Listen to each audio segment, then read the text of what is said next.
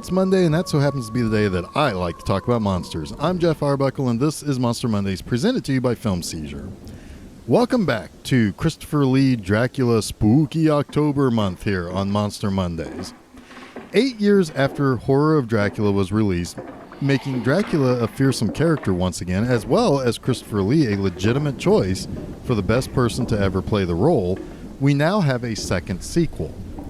And why is it important for me to say that this is a second sequel? Well, Dracula Prince of Darkness is the first time that the character of Dracula, again played by Christopher Lee, would be seen again after his triumphant first film under Hammer Film Productions. But this isn't exactly a direct sequel. In 1960, Peter Cushing reprised his role as Van Helsing to battle the Brides of Dracula. It's a movie that is part of the series, has Dracula in the title, but features another set of vampire characters, none of which are named Dracula. So we'll get to how Dracula actually returns in this film, but most importantly, Christopher Lee is back. And that's something that Universal couldn't even do in its heyday. Bringing Bela Lugosi back proved impossible for future Dracula movies. Things were seemingly coming up Vlad for Hammer, except not really. Lee returned, but upon looking at the script, he opted not to speak a single line of his dialogue, outside of some grunts and hisses here and there.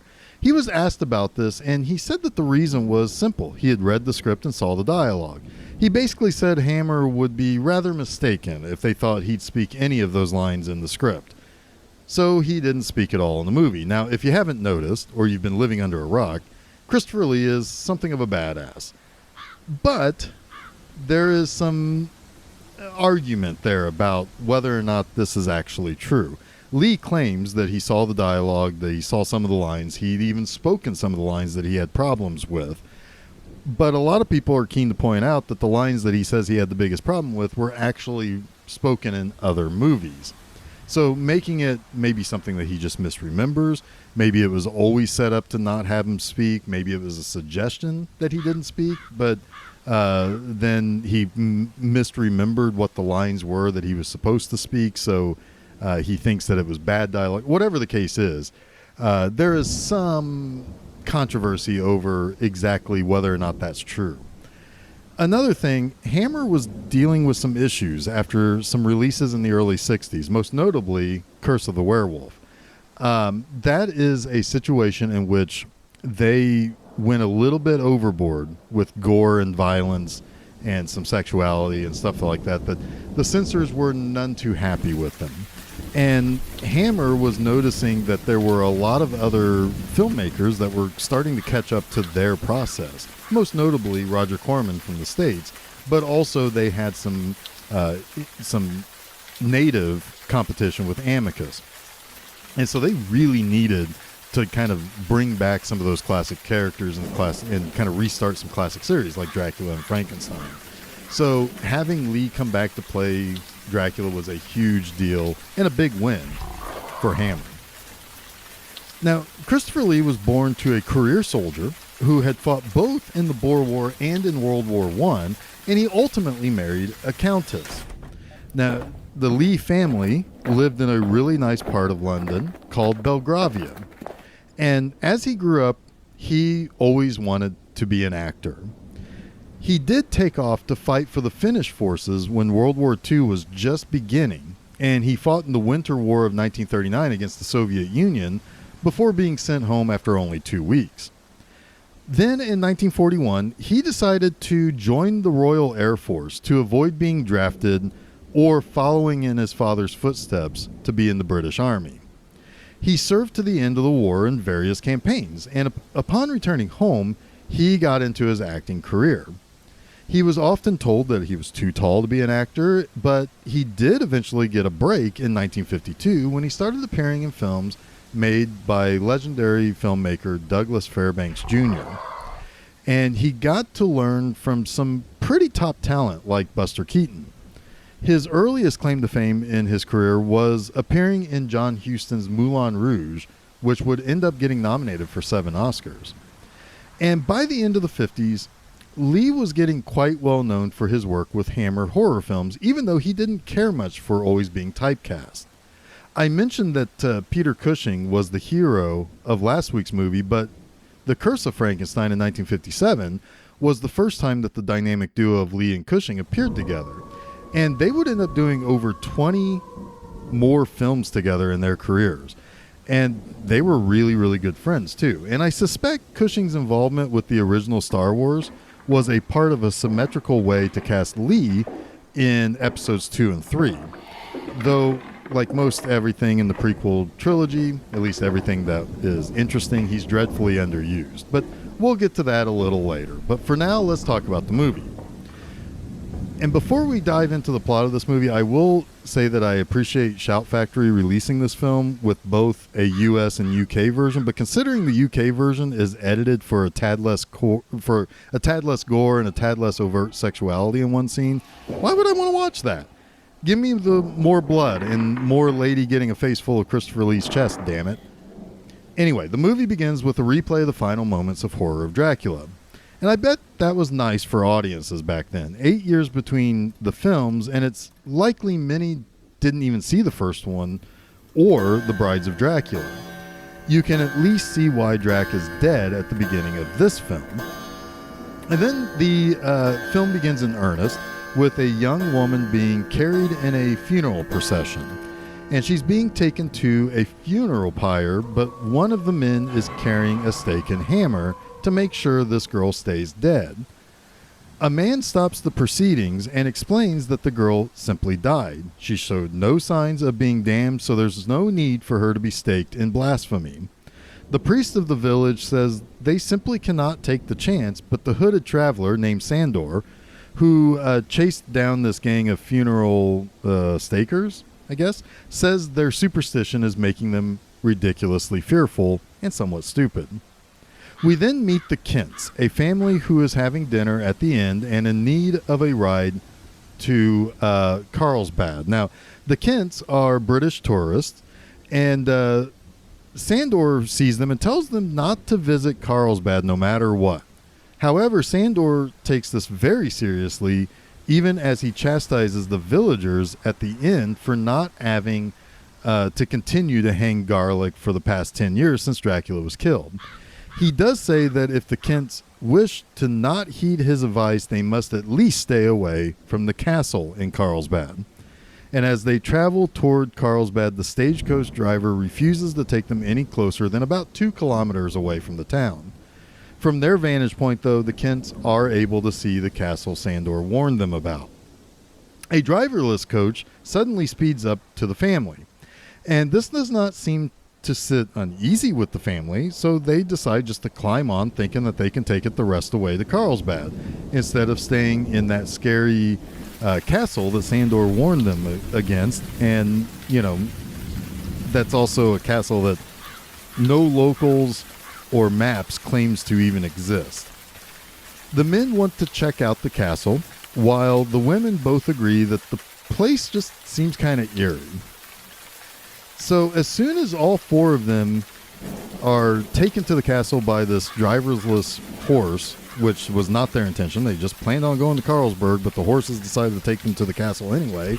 So the men were like, well, we're here, we might as well check it out. But as soon as all 4 of them enter into the castle, the horses speed away, leaving the Kents behind.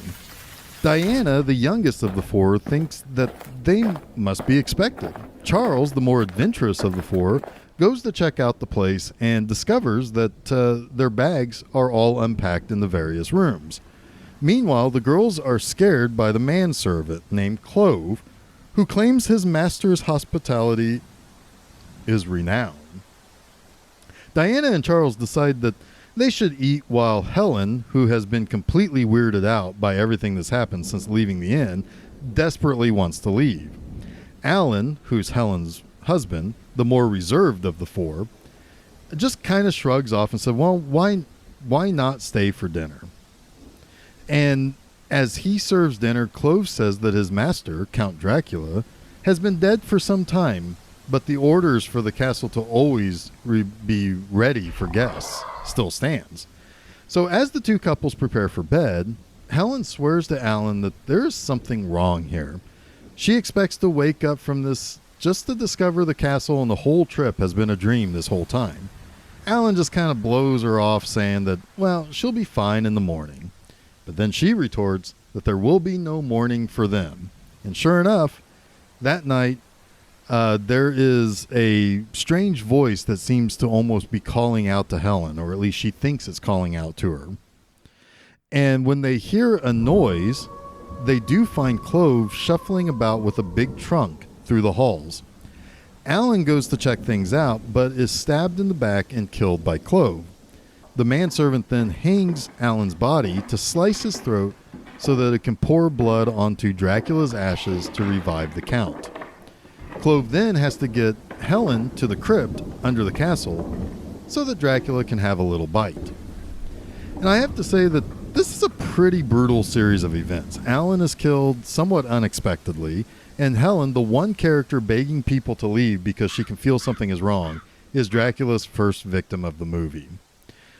The next morning, Charles and Diana just can't seem to find Helen or Alan anywhere. Clove is nowhere to be found either. Diana realizes that the other's luggage has gone missing. He leaves her at a hut in the woods while he returns to the castle to find Alan and Helen. However, Clove, similarly to how he lured Helen to the crypt, convinces Diana to return to the castle. Meanwhile, Charles finds Alan's body as the sun sets. Dracula rises, as does his new bride, Helen. Clove returns to the castle with Diana, and she's met by Helen, and Helen attempts to kind of lure Diana and bite her, but Dracula breaks it up. Charles tries to fight off the vampires, but proves to not be quite strong enough against Christopher Lee. And Dracula even snaps a sword in two to prove that he's really not messing around. Diana realizes that her cross that she wears around her neck hurts Helen, which gives Charles the idea to pick up the snap sword and make kind of a makeshift cross of his own. They escape the vampires and Clove by making off with a small horse and buggy. When the buggy wrecks, Diana is hurt, but Sandor finds them and brings them back to his church. Here, Sandor explains the situation of how Dracula was brought back and how he can be destroyed and so forth. Clove arrives with his carriage at the church transporting Dracula's casket and requests shelter for the night, but is refused, though he can hang out outside if he wishes. Inside, Sandor introduces Charles to a character named Ludwig, who is kind of a Renfield type with an addled mind after coming near the castle some time ago. While Dracula takes advantage of Ludwig being at the church, Helen tricks Diana into opening the window where she attacks. The monks eventually catch Helen, where Sandor destroys her with a stake. And this is a particularly interesting scene because I think this is the first time, at least in any Hammer movie, or at least in any Dracula Hammer movie, that we see somebody staked while they're actually alive and fighting it. And it's kind of a brutal scene too. Now, Helen may be dead now, but Diana is still around. Dracula sets a trap for her and compels her to remove her cross that she wears. Just as she is about to drink from Dracula's bloody chest wound, Charles calls for her and he's forced to flee with her. The race is on to go back to the castle, but Sandor and Charles head them off at the pass where Charles kills Clove before the horses take off to head for home. In the speed and treacherous conditions, the horses wreck, causing Dracula's coffin to be tossed and slide down a frozen moat. And Sandor shoots the ice around Dracula as running water is something that can kill a vampire, and he shoots enough ice to cause Dracula to fall in and drown. It's not the most bizarre way to do away with Dracula in the series, but it is a peculiar way for sure. But let's go over to the three things that I like about Dracula, Prince of Darkness. First up, I kind of like how idiotic these English tourists are.